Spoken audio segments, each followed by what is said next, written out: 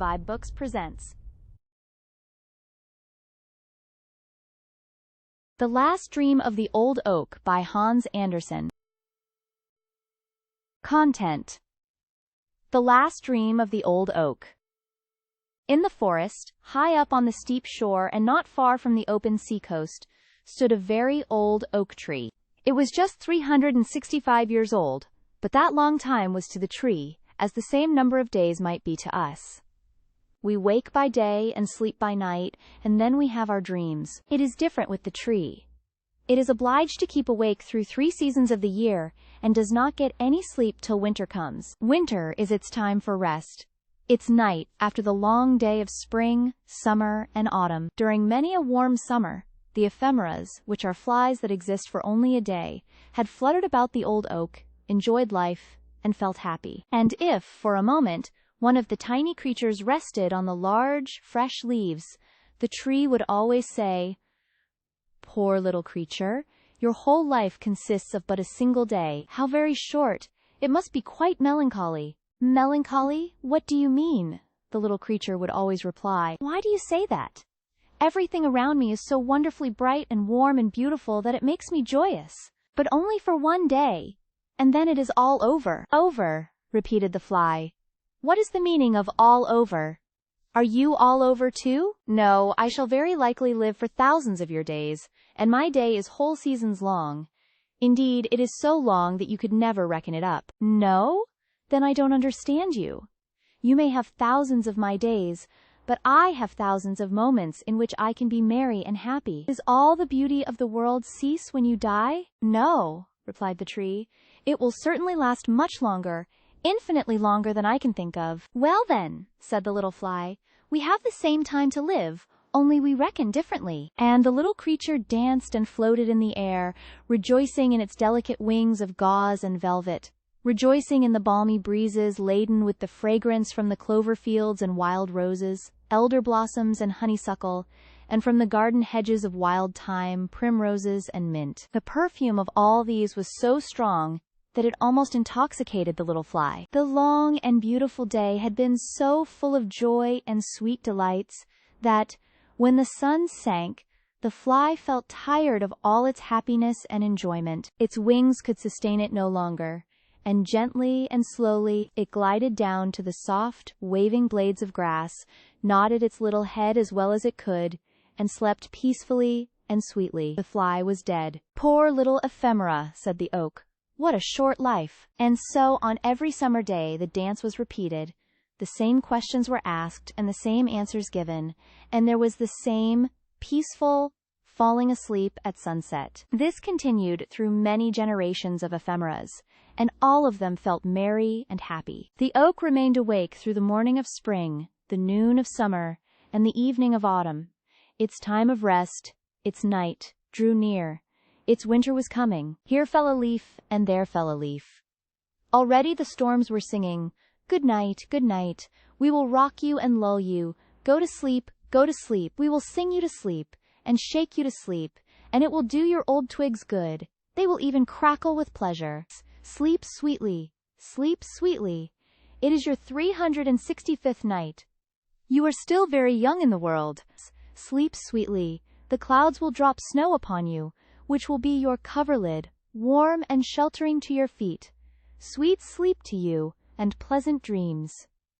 And there stood the oak, stripped of all its leaves, left to rest during the whole of a long winter, and to dream many dreams of events that had happened, just as men dream. The great tree had once been small.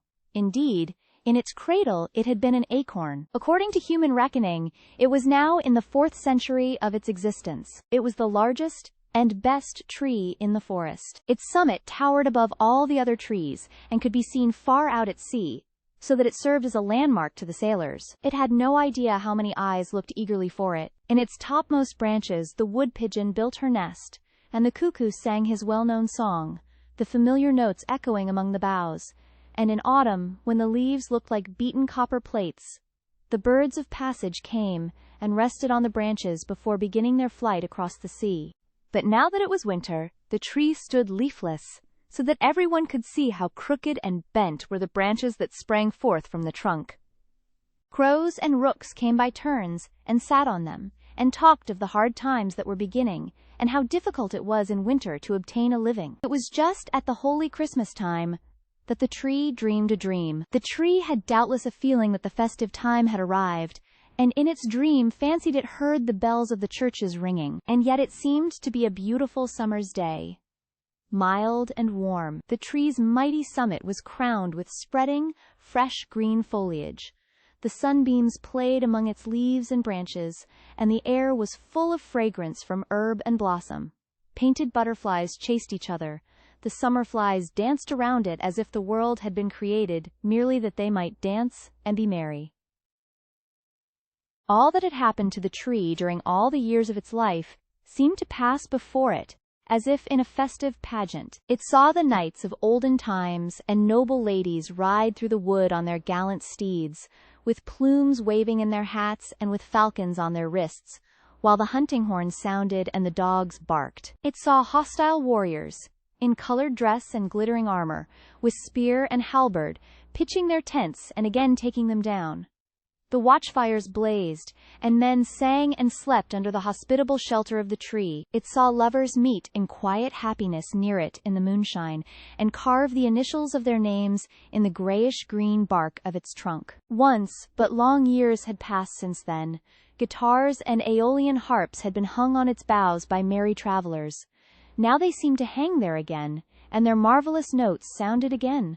The wood pigeons cooed as if to express the feelings of the tree, and the cuckoo called out to tell it how many summer days it had yet to live. Then it appeared to it that new life was thrilling through every fiber of root and stem and leaf, rising even to its highest branches. The tree felt itself stretching and spreading out, while through the root beneath the earth ran the warm vigor of life. As it grew higher and still higher and its strength increased, the topmost boughs became broader and fuller, and in proportion to its growth, its self-satisfaction increased, and there came a joyous longing to grow higher and higher, to reach even to the warm, bright sun itself.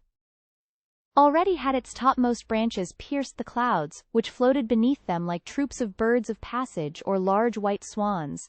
Every leaf seemed gifted with sight, as if it possessed eyes to see. The stars became visible in broad daylight, large and sparkling, like clear and gentle eyes. They brought to the tree's memory the light that it had seen in the eyes of a child, and in the eyes of lovers who had once met beneath the branches of the old oak. These were wonderful and happy moments for the old oak, full of peace and joy. And yet amidst all this happiness, the tree felt a yearning desire that all the other trees, bushes, herbs, and flowers beneath it might also be able to rise higher, to see all this splendor and experience the same happiness. The grand, majestic oak could not be quite happy in its enjoyment until all the rest, both great and small, could share it. And this feeling of yearning trembled through every branch, through every leaf, as warmly and fervently as through a human heart. The summit of the tree waved to and fro and bent downwards, as if in its silent longing it sought something. Then there came to it the fragrance of thyme, and the more powerful scent of honeysuckle and violets, and the tree fancied it heard the note of the cuckoo. At length its longing was satisfied. Up through the clouds came the green summits of the forest trees, and the oak watched them rising higher and higher. Bush and herb shot upward, and some even tore themselves up by the roots to rise more quickly. The quickest of all was the birch tree. Like a lightning flash, the slender stem shot upwards in a zigzag line, the branches spreading round it like green gauze and banners. Every native of the wood, even to the brown and feathery rushes, grew with the rest, while the birds ascended with the melody of song. On a blade of grass that fluttered in the air like a long green ribbon sat a grasshopper cleaning its wings with its legs. May beetles hummed, bees murmured, birds sang, each in its own way. The air was filled with the sounds of song and gladness. But where is the little blue flower that grows by the water, and the purple bellflower and the daisy? Asked the oak. I want them all. Here we are, came the reply, in words and in song. But the beautiful time of last summer, where is that? And where are the lilies of the valley, which last year covered the earth with their bloom, and the wild apple tree with its fragrant blossoms, and all the glory of the wood, which has flourished year after year, and where is even what may have but just been born? We are here! We are here! Sounded voices high up in the air, as if they had flown there beforehand. Why, this is beautiful! Too beautiful to be believed! Cried the oak in a joyful tone. I have them all here, both great and small. Not one has been forgotten. Can such happiness be imagined? It seems almost impossible. In heaven, with the eternal God, it can be imagined, for all things are possible, sounded the reply through the air, and the old tree, as it still grew upwards and onwards, felt that its roots were loosening themselves from the earth. It is right so, it is best, said the tree. No fetters hold me now. I can fly up to the very highest point in light and glory, and all I love are with me, both small and great. All are here. Such was the dream of the old oak at the holy Christmas time, and while it dreamed, a mighty storm came rushing over land and sea. The sea rolled in great billows toward the shore. A cracking and crushing was heard in the tree. Its roots were torn from the ground, just at the moment when in its dream it was being loosened from the earth. It fell. Its 365 years were ended, like the single day of the ephemera. On the morning of Christmas Day, when the sun rose, the storm had ceased. From all the churches sounded the festive bells, and from every hearth, even of the smallest hut, rose the smoke into the blue sky, like the smoke from the festive thank-offerings on the Druids' altars.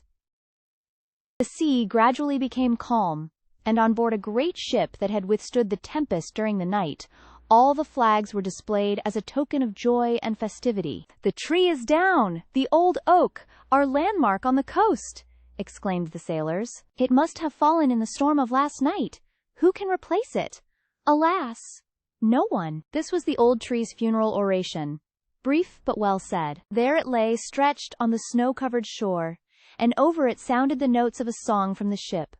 A song of Christmas joy, of the redemption of the soul of man, and of eternal life through Christ. Sing aloud on this happy morn. All is fulfilled, for Christ is born. With songs of joy let us loudly sing, Hallelujahs to Christ our King. Thus sounded the Christmas carol, and everyone on board the ship felt his thoughts elevated through the song and the prayer, even as the old tree had felt lifted up in its last beautiful dream on that Christmas morn. Thank you for tuning in to vibeBooks. We hope you enjoyed this journey. Please consider liking, commenting, and subscribing to our channel. Check out our playlist, or explore vibeBooks for more classic stories. Until next time, happy listening.